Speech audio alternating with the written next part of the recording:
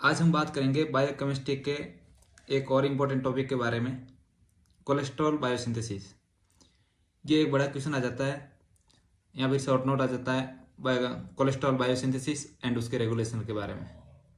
तो आज हम इसके बारे में पूरा डिस्कस करेंगे और इसकी जो ट्रिक है वो आपको इसी वीडियो में बताएंगे और आपको याद करवा देंगे। ये पूरी जो रिएक्शंस है इसकी वो आपको विद ट्रिक याद करवा देंगे।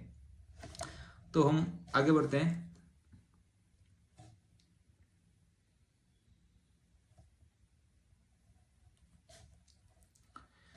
हम बढ़ रहे हैं cholesterol biosynthesis. The enzymes involved in cholesterol biosynthesis are found in cytosol or microsomal fraction of the cell. Okay अब इसमें देखो, जो कोलेस्ट्रॉल सिंथेसिस होता है उसमें ये बताया गया कि कार्बन कहाँ से आते हैं, जो रिड्यूसिंग इक्विवेलेंट है वो कहाँ से आते हैं, वो लिखना आपको। Acetate of acetyl coenzyme A provide all carbon atom. Carbon atoms आते हैं, वो आते हैं एसीटेट, एसिटाइल को एंजाइम ए का जो एसीटेट है उस पार्ट से कार्बन एटम आते हैं। और रिड्यूसिंग इक्विवेलेंट है वो सप्लाई होते हैं NADPH, और ATP है वो एनर्जी प्रोवाइड करती है। कार्बन कहाँ से आगे, कार्बन आगे एसीटेट से, रिड्यूसिंग इक्विवेलेंट आगे NADPH से, और एनर्जी आ गई ATP से। For the production of 1 mole of cholesterol 18 molecule of acetyl coenzyme A, 36 molecule of ATP and 16 molecule of NADPH are required। पहले तो आपको ये बताना है कि कोलेस्ट्रॉल सिंथेसिस होता है तो उसमें कार्बन कहाँ से आते हैं, रिड्यूसिंग इक्विवेलेंट वो कहाँ से आते हैं, और ATP कहाँ से आती है, एनर्जी कहाँ से आती है। और उसके बाद बताना है कि कितने मॉलिक्यूल्स यूज में आते हैं। तो एसिटाइल को एंजाइम ए के आएंगे 18 मॉलिक्यूल और उसका डबल यानी 36 मॉलिक्यूल ATP और 16 मॉलिक्यूल ऑफ NADPH इसमें यूज होगा। अब ये रिएक्शन है, इसको 5 स्टेप में पढ़ते हैं हम लोग। तो ये 5 स्टेप समझने से पहले इनकी जो रिएक्शंस है वो देख लेते हैं, वो आपको याद करवा देते हैं ट्रिक के साथ।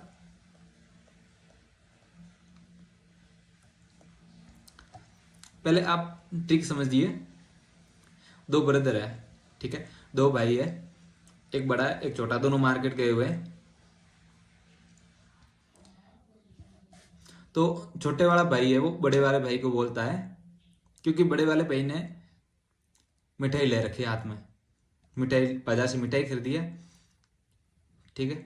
तो छोटे वाला भाई बड़े वाले भाई को बोलता है कि आप हटिए, मिठाई इधर पकड़ाइए, क्योंकि छोटे बच्चे खाते हैं मिठाई। आप हटिए, मिठाई इधर पकड़ाइए। और बड़े वाले भाई को बोल रहे हैं कि घर पर फल सब्जी लेकर चलो। आप हटिए, मिठाई इधर पकड़ाइए, घर पर फल सब्जी लेकर चलो। ये ट्रिक आपको याद रखनी है। इससे आपको ये पूरी रिएक्शंस है जो बायोसिंथेसिस ऑफ कोलेस्ट्रॉल की है वो आपको याद हो जाएगी। तो इसमें आप में देखिए, जो ये ए है और ये ए है।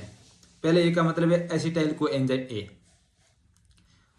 दूसरे ए का मतलब है एसिटो एसिटाइल को एंजाइम ए, हटिए का मतलब है HMG को एंजाइम ए, मिठाई यानी मेवोलोनेट, इधर पकड़ाइए आई का आइसो, पी का प्रोनाइड यूनिट, आइसोप्रोनाइड यूनिट जो 5 कार्बन की होती है, आइसोप्रोनाइड यूनिट है। घर पर यानी जिरेनाइल पायरोफॉस्फेट, फल फर्नेसाइल पायरोफॉस्फेट, सब्जी यानी कि स्क्वेलिन, लेकर लेनोस्टेरॉल, चलो यानी कोलेस्ट्रॉल। ट्रिक क्या है, एक बार आप ट्रिक देख लो वापिस। आप हटिए, मिठाई इधर पकड़ाइए, घर पर फल सब्जी लेकर चलो। ये इसकी ट्रिक है, जो कोलेस्ट्रॉल बायोसिंथेसिस है इसकी ट्रिक है। अब इसको थोड़ा देख लेते हैं एक बार, ट्रिक आपको याद हो गई होगी। इसमें सबसे पहले क्या होता है, 2 एसिटाइल को एंजाइम ए के मॉलिक्यूल है वो कंडेंस हो जाएंगे थायोलेज एंजाइम की प्रेजेंस में। और क्या बनेंगे, एसीटो एसिटाइल को एंजाइम ए। एसीटो एसिटाइल को एंजाइम ए बन गया। इसके बाद बनाना है आपको HMG को एंजाइम ए। अकॉर्डिंग ट्रिक आपको HMG को एंजाइम ए बनाना है। तो देखो क्या एंजाइम यूज होगा, HMG को एंजाइम ए सिंथेज। पहले ट्रिक के अकॉर्डिंग आपको सब लिख देनी है, रिएक्शंस लिख देनी है कि कौन कौन सा प्रोडक्ट बन रहा है। उसके बाद आपको एंजाइम समझना है। पहले थायोलेज आएगा, एसीटो एसिटाइल को एंजाइम ए बना दिया। अब इससे अपने को HMG को एंजाइम ए बनाना है, तो HMG को एंजाइम ए सिंथेज आ जाएगा। HMG को एंजाइम ए की full form beta hydroxy beta methyl glutaryl coenzyme ए। फिर यहाँ पे रिडक्शन हो रहा है HMG को एंजाइम ए का, तो एंजाइम होगा HMG coenzyme A reductase और क्या बनाएगा, मेवोलोनेट। अब यहाँ पे काइनेज एंजाइम आएगा, मेवोलोनेट काइनेज, और क्या बनेगा, आइसोप्रेनॉइड यूनिट। ये जो आइसोप्रेनॉइड यूनिट है वो 5 कार्बन यूनिट होती है। अब इस पे रिएक्ट करेगा सिस प्रेनाइल ट्रांसफेरेज। देखो इसमें क्या है, सिस प्रेनाइल ट्रांसफेरेज, जो प्रेनॉइड यूनिट है ना वही है प्रेनाइल, उसको ट्रांसफर करने वाले को बोलते हैं प्रेनाइल ट्रांसफेरेज। तो ये 5 कार्बन की एक यूनिट थी अपने पास, आइसोप्रेनॉइड यूनिट थी अपने पास, और एक और ट्रांसफर कर दी इस पे, तो कितने कार्बन की बन गई, 10 कार्बन की। तो उसको बोलेंगे जीरेनाइल पायरोफॉस्फेट। इनकी 5 कार्बन की 2 प्रेनॉइड यूनिट मिलके क्या बना दिया, जीरेनाइल पायरोफॉस्फेट। अब 5 कार्बन की एक और आ जाएगी, एंजाइम सेम यूज होगा, सिस प्रेनाइल ट्रांसफरेजेज। ये 10 कार्बन की थी, 5 कार्बन की एक और यूनिट आ गई, कितने कार्बन की बन गई, 15 कार्बन की। इसको बोलेंगे फर्नेसाइल पायरोफॉस्फेट, FPP।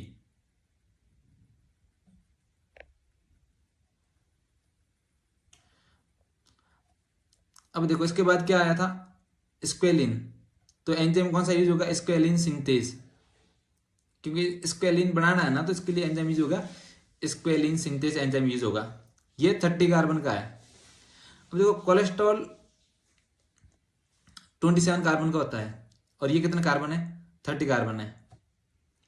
ठीक है, तो यहाँ पे एंजाइम काम करेगा एपोक्साइडेज, हाइड्रोक्सिलेज और साइक्लेज, और बनाएगा लेनोस्टेरॉल, ये भी 30 कार्बन का है। अब 19 रिएक्शंस होगी, किसके लिए होगी, क्योंकि 30 कार्बन है, इसको बदलना है 27 कार्बन में। तो लेनोस्टेरॉल को बदलना है कोलेस्ट्रॉल में, 27 कार्बन के कोलेस्ट्रॉल में। तो इसके लिए ये सीरीज ऑफ रिएक्शन होगी, इसमें 19 रिएक्शंस होगी। ठीक है, और आपका बन जाएगा कोलेस्ट्रॉल। अब आप इसकी थ्योरी देख लो।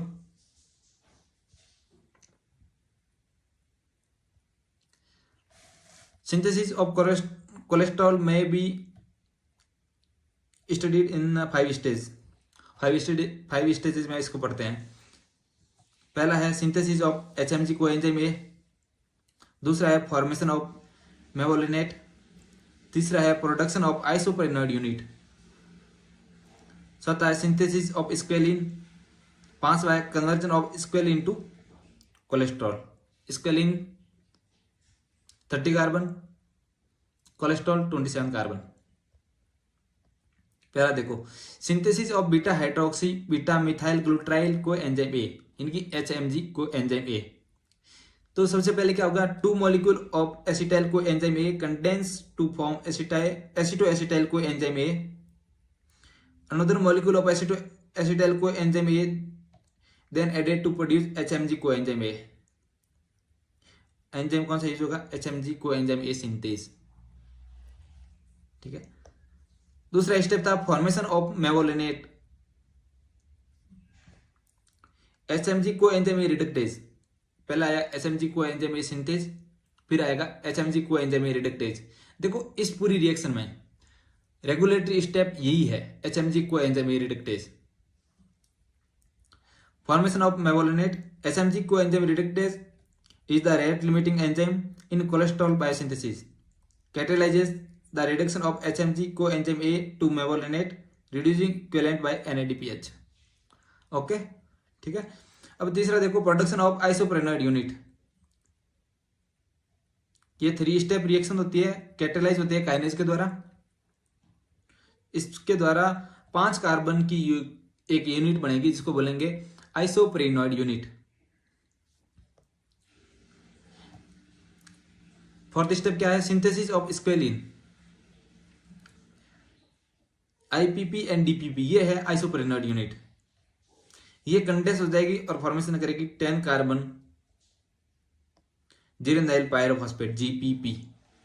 देखो 10 कार्बन वाला कौन सा है? Geranyl pyrophosphate. और 15 कार्बन वाला कौन सा है? Farnesyl pyrophosphate, GF. ठीक है।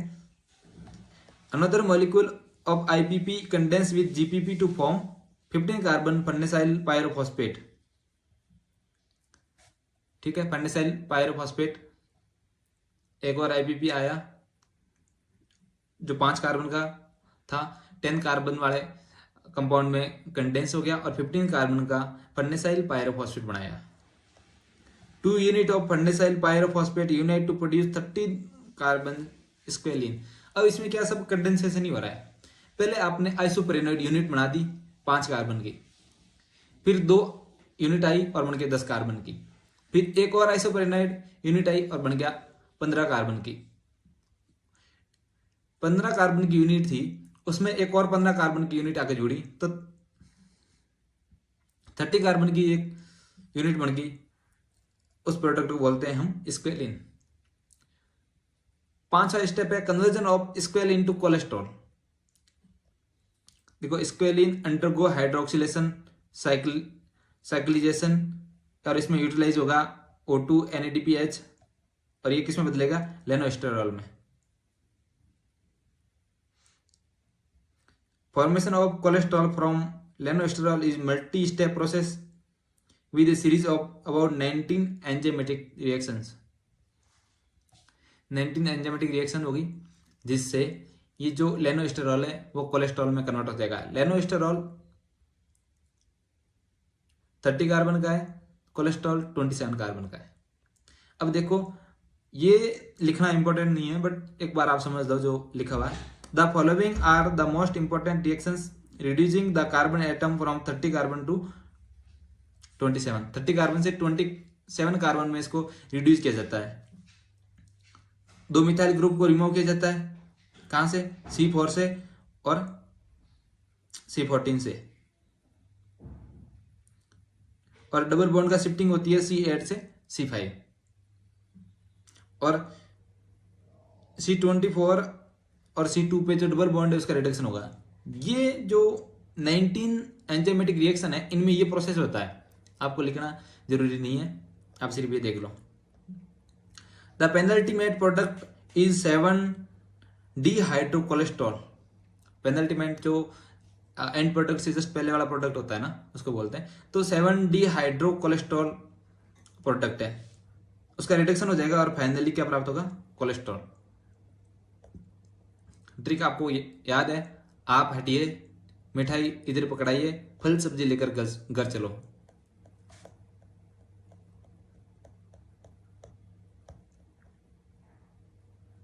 अब देखो रेगुलेशन पढ़ते हैं।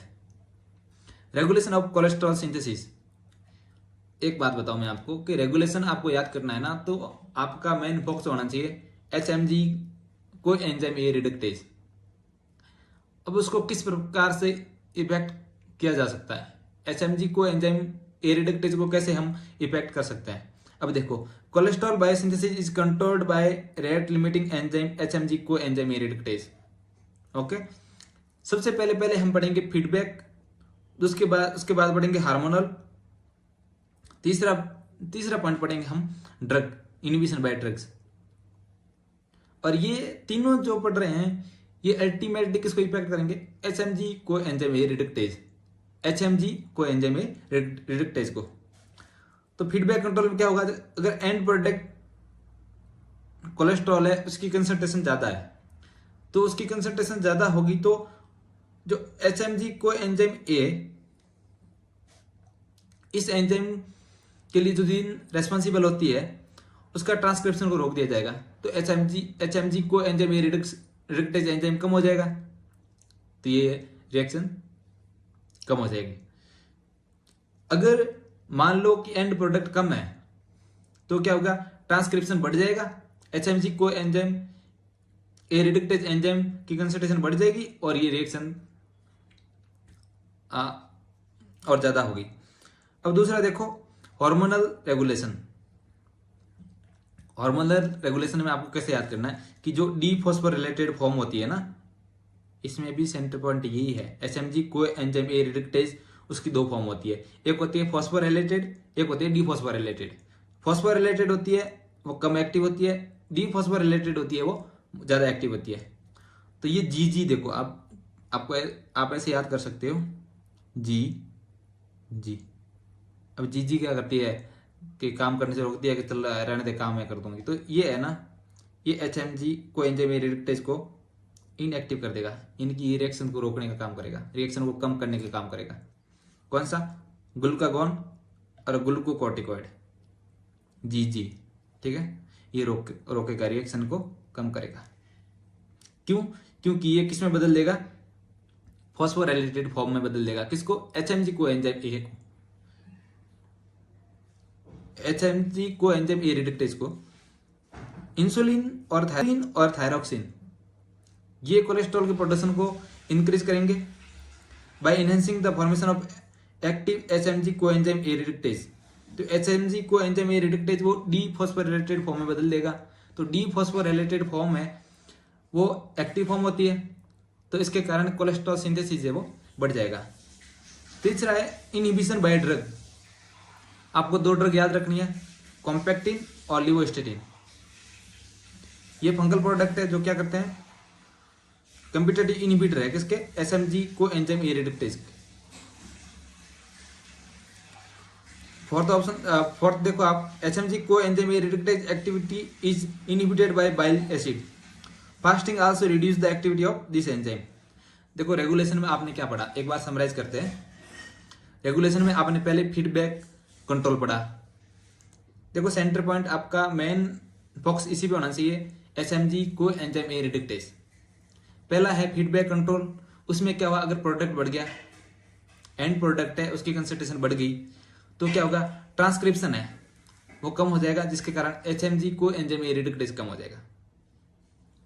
ओके, अगर हार्मोनल रेगुलेशन में बात करें तो हार्मोनल रेगुलेशन में ग्लूकागॉन और ग्लूकोकॉर्टिकॉइड ये क्या करेंगे, HMG coenzyme A reductase को फॉस्फोरिलेटेड फॉर्म में बदल देंगे, जो इनएक्टिव या लेस एक्टिव होता है, जिसके कारण कोलेस्ट्रॉल सिंथेसिस कम हो जाएगा। और इंसुलिन और थायरोक्सिन क्या करेंगे, उसको डीफॉस्फोरिलेटेड फॉर्म में बदल देंगे, जिसके कारण कोलेस्ट्रॉल सिंथेसिस बढ़ जाएगा। ड्रग का था कॉम्पैक्टिन और लिवोस्टेटिन, ये क्या करेंगे, कंपीट करेंगे HMG coenzyme A reductase के साथ। और बाइल एसिड है वो भी इनहिबिट करते हैं कोलेस्ट्रॉल सिंथेसिस को। ये था आज का टॉपिक, कोलेस्ट्रॉल सिंथेसिस। उम्मीद है आपको समझ में आया होगा। Thank you. चैनल को सब्सक्राइब करें, अपने दोस्तों के साथ शेयर करें।